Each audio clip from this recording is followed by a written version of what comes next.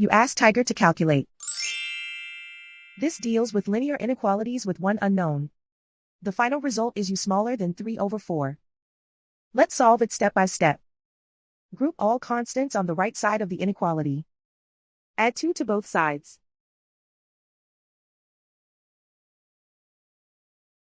Simplify the arithmetic.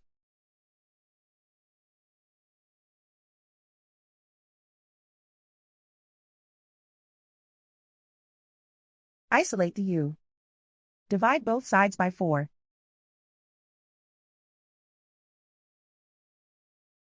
Simplify the fraction.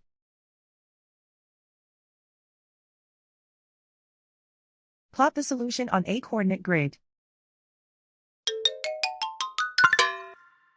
And so the final result is u smaller than 3/4.